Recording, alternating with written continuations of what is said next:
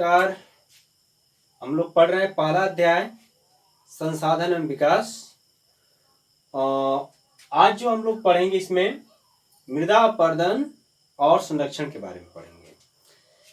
इससे पिछले वीडियो में हम लोग पढ़े थे मृदा क्या है, मृदा के प्रकार। आज उसी से जुड़ा हुआ यह टॉपिक है मृदा अपरदन और संरक्षण क्या है। ठीक है, चलिए शुरू करते हैं। फिर क्या है, सबसे पहले देखते हैं मृदा अपरदन की परिभाषा को। किसको कहेंगे मृदा अपरदन? मृदा के बहाव और कटाव की प्रक्रिया को मृदा अपरदन कहते हैं। यानी बहता हुआ जल और पवन के द्वारा भूमि की ऊपरी सतह का जब क्षरण होता है, यानी मृदा कट के बह जाती है, उस प्रक्रिया को ही हम मृदा अपरदन कहते हैं। तो ये हुई मृदा अपरदन की परिभाषा। आगे देखिए, आगे है मृदा अपरदन के दो प्रमुख कारक हैं।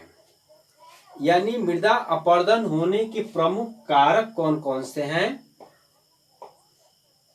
दो प्रमुख हैं।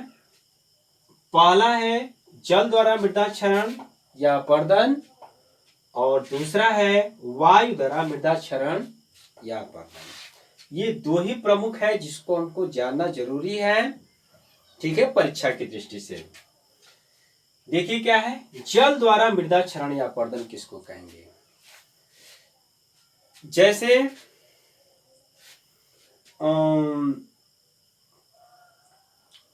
वर्षा का जल जब भूमि पर गिरता है तो जो मृदा के कण हैं वो ढीले होके छिटक के अलग हो जाते हैं तथा वर्षा जल के प्रवाह के साथ वो ढीले होके बह जाते हैं। इस प्रक्रिया को हम जल द्वारा अपरदन कहते हैं। इसमें देखेंगे कि जल द्वारा जो क्षरण होता है, मृदा का अपरदन होता है, उसके कई प्रकार हैं, जिसके 9 प्रकार बताए गए हैं या लिखा गया है। जल द्वारा 9 प्रकार का मृदा क्षरण होता है, जिसमें मुख्यतः 2 प्रमुख हैं, जिसको हमें इस टॉपिक में पढ़ना है। जैसे 9 कौन कौन से हो सकते हैं, इतना हमको नहीं जानना है। जैसे मान लीजिए कि नदी तट का क्षरण होता है, हिमानी क्षेत्र में ग्लेशियर खिसकते हैं, उससे क्षरण होता है, पहाड़ी क्षेत्रों में भूस्खलन होता है, सागर की तली में भी क्षरण होता है। तो इस तरह से अलग अलग प्रकार का क्षरण है। तो यहाँ पे हमको जो पढ़ना है, प्रमुख रूप से जो पढ़ना है, यहाँ पर पहला देखेंगे चादर या सतही अपरदन, और दूसरा जो पढ़ना है अवनालिका अपरदन। और यहीं से प्रश्न इस लेवल पर ही नहीं, आगे जो परीक्षाएं आप देंगे, कंपटीशन में भी जाएंगे, तो वहां भी यहीं से ही प्रश्न उठाए जाते हैं या पूछे जाते हैं। तो चलिए देखते हैं पहला क्या है, चादर या सतही अपरदन किसको कहेंगे। ठीक है, जानिए कि इस प्रकार का जो अपरदन होता है समतल मैदानी क्षेत्रों में होता है। समतल मैदानी क्षेत्रों में जब मृदा का क्षरण होता है तो पता भी नहीं चलता है कि भूमि का क्षरण हुआ है, क्योंकि जो वर्षा का जल है एक समतल क्षेत्र को ढके हुए मृदा को बहा करके ले जाता है, और इस प्रकार भूमि अपरदित हो जाती है। लेकिन देखने से हमको नहीं लगता है कि मृदा का कटाव हुआ है। तो यही है चादर या सतही अपरदन, जिसमें वर्षा का जल पूरे समतल क्षेत्र को ढके हुए बहा करके मृदा के ऊपरी सतह को ले जाता है, चादर या सतही अपरदन कहते हैं। दूसरा है अवनालिका अपरदन। एक और जहां चादर या सतही अपरदन समतल मैदानी क्षेत्रों में होता है, वहीं ज्यादातर देखेंगे कि अवनालिका अपरदन ऐसे क्षेत्रों में होता है जो ढाल नुमा क्षेत्र होते हैं। देखिए क्या है कि बहता जल बहता जल मृतिका युक्त मृदाओं को काटते हुए गहरी वाहिकाएं बनाता है। यहाँ एक शब्द आया है मृतिका युक्त, यानी जो बहता हुआ जल है, तो ऐसी भूमि जो कि अवसादी शैल समूह से निर्मित है, जिसमें गाद, बालू या कार्बनिक पदार्थ अपशिष्ट की मात्रा अधिक है, उसमें क्या होता है कि जो वर्षा की बूंदें गिरती हैं तो मृदा घुल करके ढीली हो जाती है, उसका बंध कमजोर पड़ जाता है। जब बंध कमजोर पड़ जाता है तो होता क्या है कि उस मृदा में एक गहरे गहरे दरार नुमा संरचना बन जाती है और फिर वही आगे चल के एक नाली का रूप ले लेती है, यानी एक क्षुद्र सरिता का रूप ले लेती है। और ये क्षुद्र सरिता कभी कभी ऐसा होता है कि एक नाली, नाली से नालों, यहाँ तक कि वो नदी का भी रूप ले सकती है। तो यही है अवनालिका अपर्दन, जो कि मृदा भूमि को एक बड़े बड़े गड्ढों में तब्दील कर देती है। एक दरार नुमी, भ्रंश नुमी संरचना भूमि की बन जाती है, जो कि भूमि ऐसी उबड़ खाबड़ हो जाती है कि अगर उसमें हल भी चलाया जाए तो फिर भूमि जोतने योग्य रहती ही नहीं है। यानी वो दरार जो है खत्म नहीं होती है, अगर छोटी बहुत है तो कृषि करने में बहुत बाधा आती है। तो ये कुछ समस्याएं आ जाती हैं। तो इस प्रकार का अपरदन का अगर एक उदाहरण आपको हम बताएं, पूछा जाता है कि चंबल नदी का जो बाह्य क्षेत्र है, चंबल नदी मालवा पठार मध्य प्रदेश में प्रवाहित होती है, उसका जो बाह्य क्षेत्र है सबसे ज्यादा देखेंगे कि वहां पर अवनालिका अपरदन देखने को मिलता है, चंबल नदी घाटी जो है। तो ये उसका उदाहरण है। उत्तर प्रदेश में भी दक्षिण पश्चिम के जो क्षेत्र हैं, जो पठारी क्षेत्र है, बुंदेलखंड का पठारी क्षेत्र है, वहां पर इस प्रकार का अपरदन देखा जाता है, अवनालिका अपरदन। तो यहां तक समझ में आया आप लोगों को? मृदा अपरदन क्या है, जल द्वारा मृदा क्षरण क्या होता है, यानी बहते जल से जो मृदा का कटाव होता है उसे ही जल द्वारा मृदा अपरदन कहते हैं। और फिर चादर या सतही अपरदन क्या है, और अवनालिका अपरदन। आगे देखते हैं हम वायु द्वारा अपरदन को। जो वायु द्वारा अपरदन होता है ये मरुस्थलीय क्षेत्रों में होता है, शुष्क क्षेत्रों में होता है। इसमें एक तो तापमान बहुत ऊंचा होता है, दूसरा तापमान अधिक ऊंचा होने के साथ ही पवन जो होती है अधिक वेग के साथ चलती है। जब पवन अधिक वेग के साथ चलती है तो एक तो मृदा में जो है कि कार्बनिक पदार्थों की मात्रा कम होती है, दूसरा क्या होता है कि जो वनस्पतियां हैं, खरपतवार हैं, बहुत कम या न के बराबर भूमि को ढके हुए होती हैं।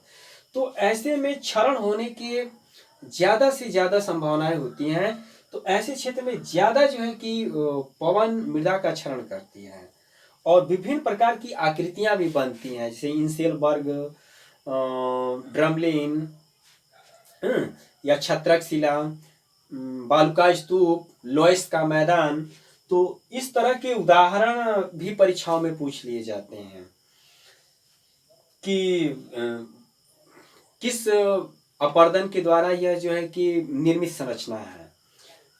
तो लोयस का मैदान चीन में बना है, जो कि एक बहुत बड़ा मैदानी क्षेत्र है, यानी हवा धूल के कण को उड़ा के ले जाती है और बहुत दूर ले जाके फिर मैदान में उसको फैला देती है, जिससे एक मैदान का निर्माण होता है, इसको लोयस का मैदान कहते हैं।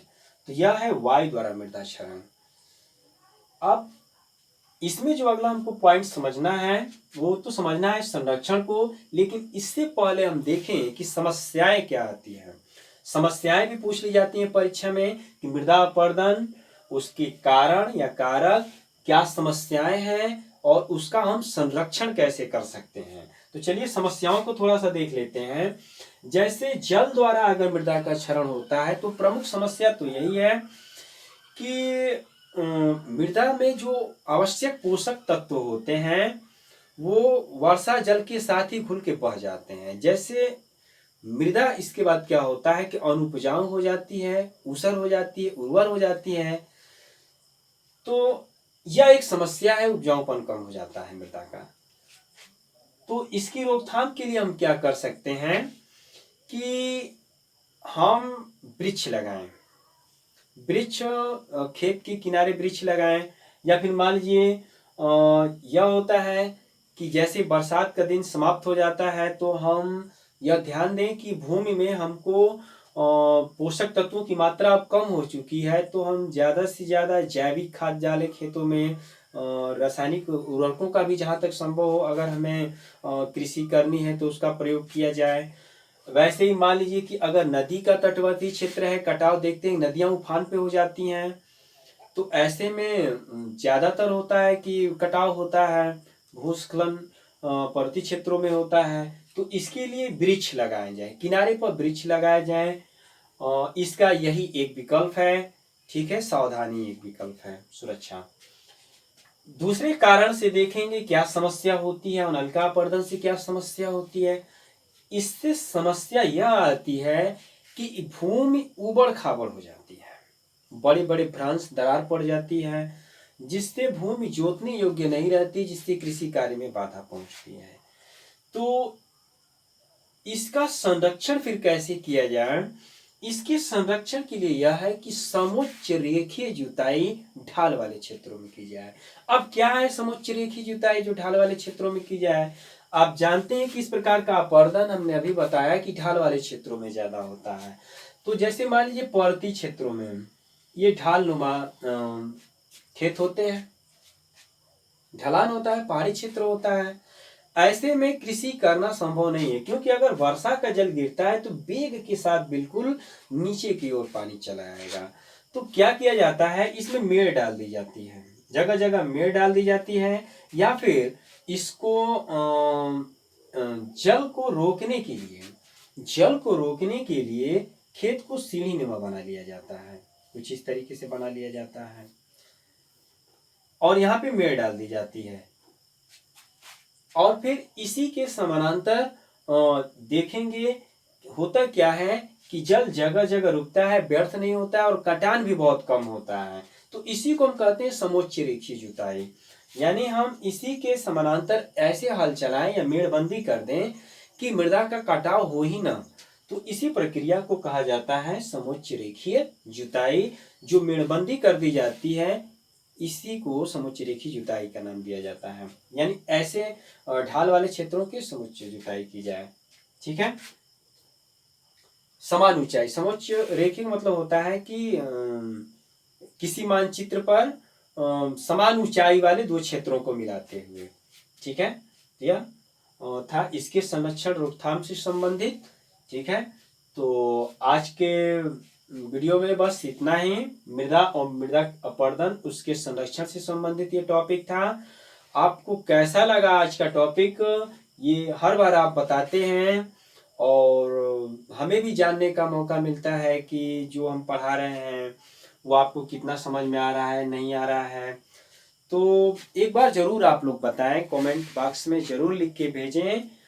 और ठीक है, पढ़ते रहें। Okay, thanks.